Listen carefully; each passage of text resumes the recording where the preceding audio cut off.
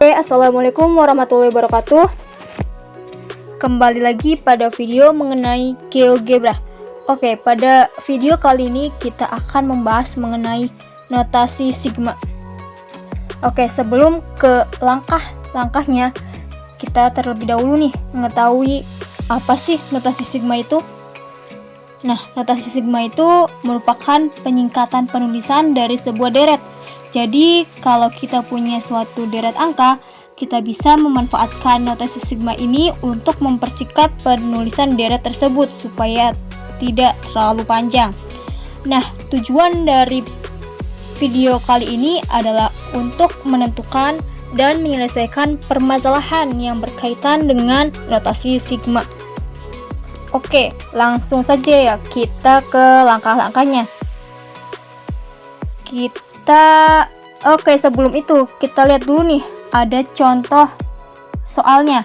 Bisa dilihat ya soalnya seperti itu. Yang pertama ini soalnya mengenai jumlah deret. Di sini terlihat bahwa ada 2 plus 6 plus 12 plus 20 plus 30 plus sampai dengan plus 110. Oke, langsung saja kita ke langkahnya. Kita ke input bar. Kita ketik yang pertama yaitu 1,2. Lalu kita enter. Akan menghasilkan titik 1,2. Nah, ingat ya, untuk 1 ini, nih angka 1 ini merupakan sebuah suku pertama. Nah, yang kedua ini merupakan suku pertamanya. Jadi, suku pertama dari deret tersebut yaitu 2. Oke, lanjut ya ke suku keduanya. Suku keduanya ada apa? Ada 6. Jadi kita tulis 2,6. Akan didapatkan titik B. Lanjut ke titik C.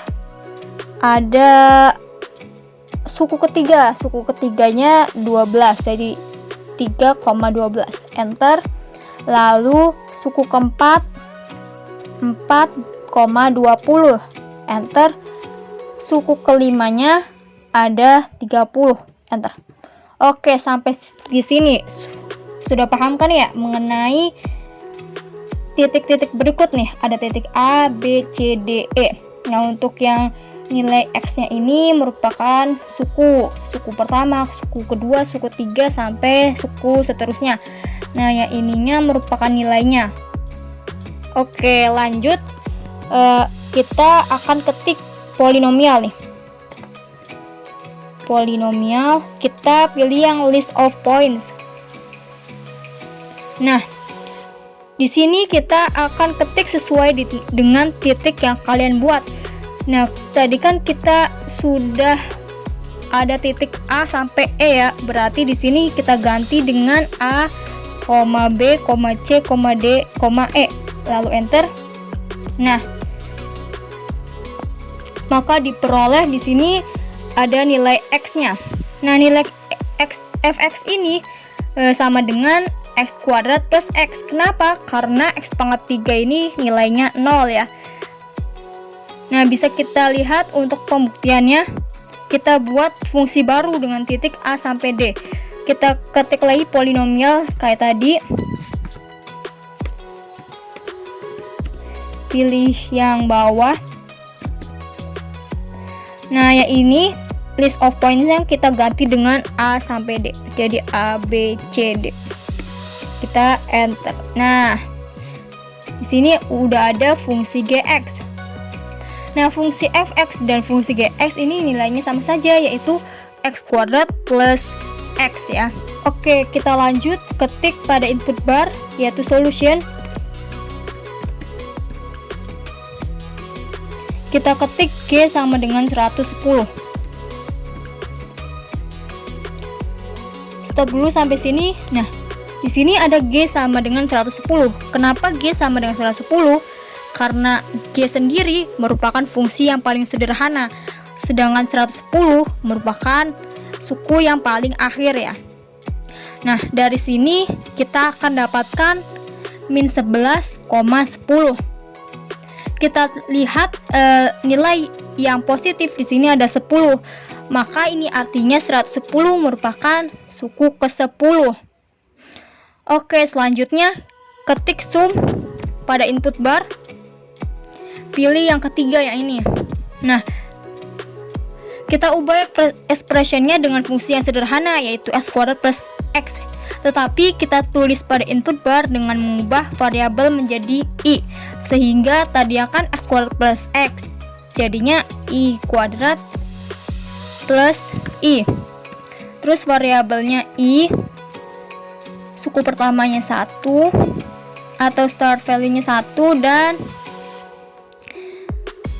suku terakhirnya yaitu tadi suku ke 10. Oke ya, enter. Nah, didapatkan nilai 410. Nah, ini merupakan jumlah deret yang kita cari, yaitu 440 dari soal yang tadi. Sehingga kita buat kesimpulannya, kita klik teks, lalu kita ketik garis miring sum underscore kurung buka kurawal i sama dengan 1, tutup kurung kurawal kuadrat buka kurung kurawal lagi 10 tutup kurung kurawal, lalu ditulis fungsinya, yaitu tadi berapa, i kuadrat plus 1 sama dengan, nah di sini kita pilih objeknya. Objeknya tadi didapatkan 440 melalui A. Jadi kita pilih A, lalu jangan lupa klik OK. Nah, di sini sudah ada hasil dari soal nomor satunya, yaitu 440. Oke, lanjut kita ke soal nomor 2. Bisa dilihat soalnya seperti berikut. Oke, langsung saja ya kita ke penyelesaiannya. Kita langsung ke input bar, ketik sum. Pilih yang biasa, yang ketiga. Lalu kita ganti expressionnya dengan fungsi tadi, yaitu k kuadrat plus 3k plus 2. Nah, plus 2. Di sini ada kesalahan, plus. Di sini juga plus. Nah, oke, seperti ini. Variabelnya didapatkan yaitu k.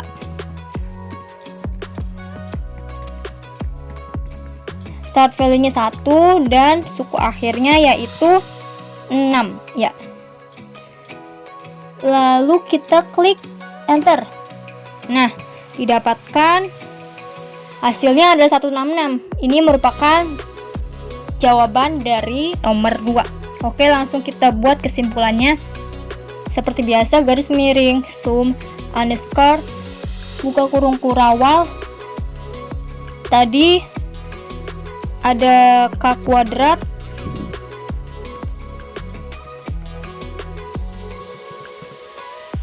sebentar, salah, ini ada k-nya ada sama dengan 1, tutup kurung kurawal kuadrat buka kurung kurawal, n-nya yaitu 6, tutup lagi, lalu kita tulis fungsinya yaitu k kuadrat plus 3k plus 2 sama dengan, kita pilih objeknya di sini didapatkan 166 dengan objek B. Kita klik OK. Nah, ini merupakan jawaban nomor 2. Bentar ya. Kita ubah dulu warnanya.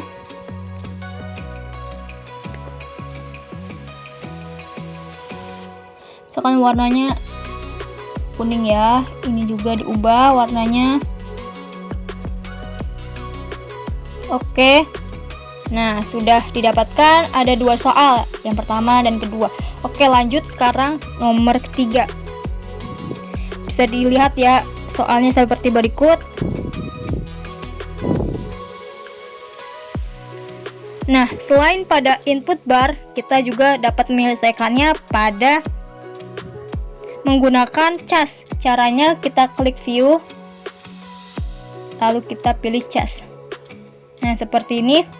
Nah, kita ketik pada nomor ke-1 yang ini, kita ketik sum.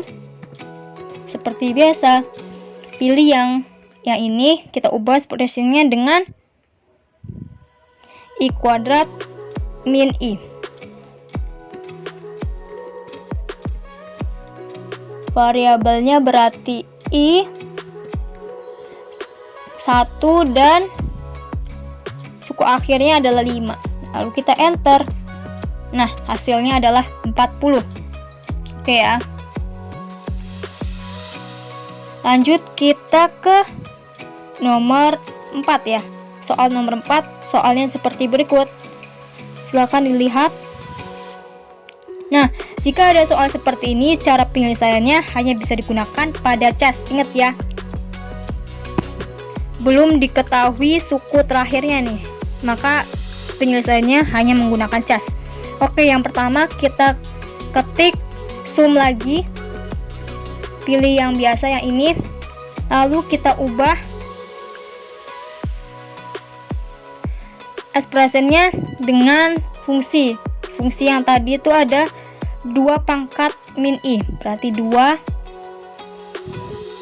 pangkat dalam kurung min I, tutup kurung, lalu min 2 kuadrat,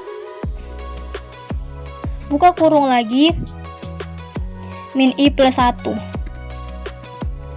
tutup kurung. Nah, variabelnya adalah I, intervalnya 1 dan suku akhirnya belum diketahui, jadi tulis N. Oke, enter. Nah, hasilnya seperti berikut ya. Oke, selanjutnya kita akan membuktikan bukti khusus pada notasi sigma pada soal nomor 4 ya. Kita akan buktikan bukti khusus untuk I. Jadi kita tulis lagi sum. Kita ganti ekspresinya dengan I kuadrat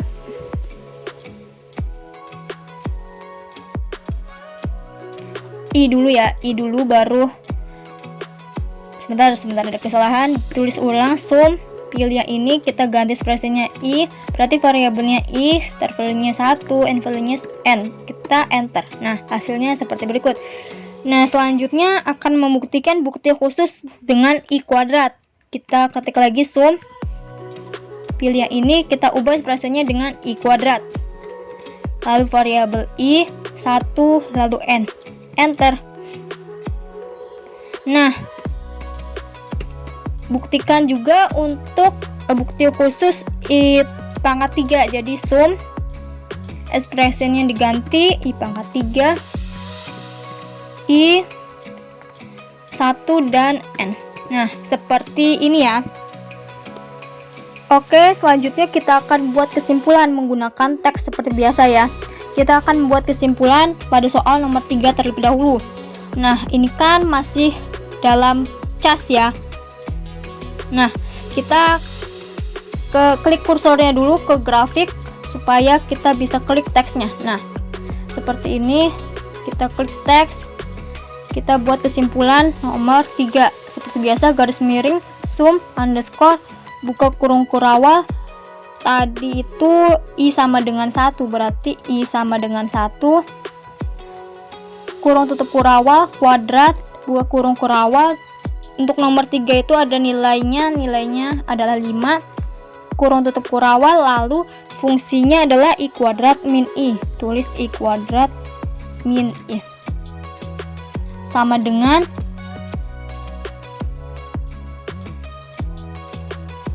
Nah, karena pada soal nomor 3 ini hasilnya ada di cas ya, maka kita klik hasil yang di cas ini, klik kanan, lalu pilih copy as latex, lalu kita pastekan di teks. Nah, seperti ini, lalu kita klik OK. Nah, ini soal nomor 3.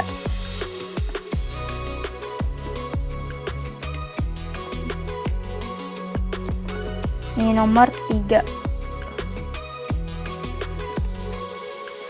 Oke, sekarang kita buat kesimpulan pada nomor 4 ya. Kita buat teks terlebih dahulu. seperti biasa garis miring sum underscore buka kurung kurawal nomor 4 itu I sama dengan 1, berarti tulis I sama dengan 1 kurung tutup kurawal kuadrat, lalu buka kurung kurawal ini N kurung tutup kurawal, terus fungsinya adalah 2 pangkat min I 2 pangkat min I tutup kurung kurawal lagi, terus dikurangi 2 pangkat buka kurung kurawal min I plus 1 kurung tutup kurawal sama dengan, nah seperti biasa kalau cas ini kita klik pada hasilnya, berarti yang ini ya, yang ini, lalu copy as latex kita pastekan, nah seperti ini. Oke, kita klik oke.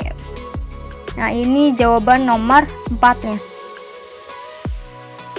Oke, sudah. Oke, sekarang kita masuk ke soal nomor 5 nih. Soal terakhir pada notasi sigma. Nah, bisa kita lihat soalnya seperti berikut. Diketahui misal suatu fungsinya adalah 4x kuadrat min 6x plus 2 sama dengan 210. Yang ditanyakan adalah nilai x-nya. Nah, karena pada sini belum ada fungsi yang 4x kuadrat min 6x plus 2, jadi kita tuliskan dulu pada input bar, yaitu 4x kuadrat min 6x plus 2, lalu kita enter. Nah ini fungsinya jadi fungsi hx ya, bukan fx lagi. Oke, selanjutnya kita ketik solution.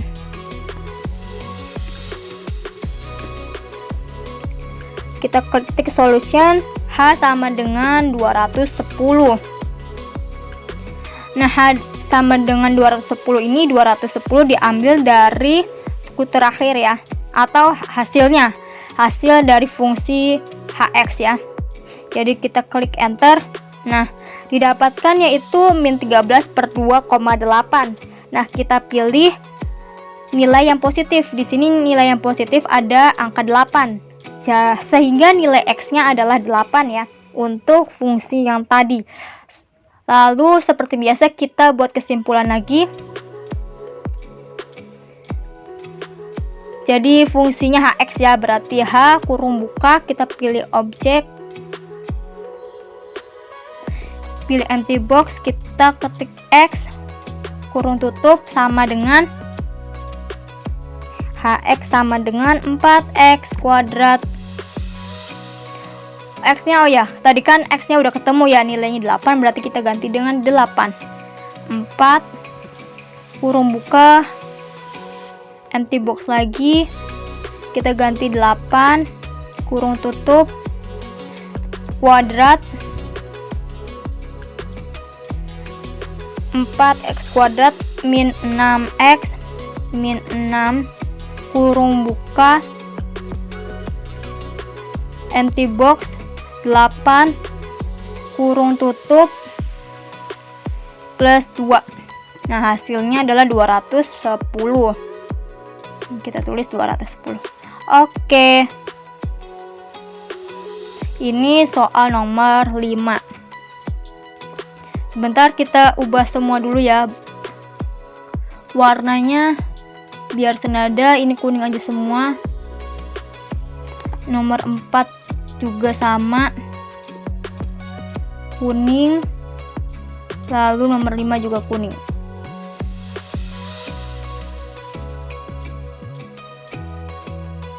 Oke, selanjutnya agar memudahkan kita buat checkboxnya dari masing-masing soal.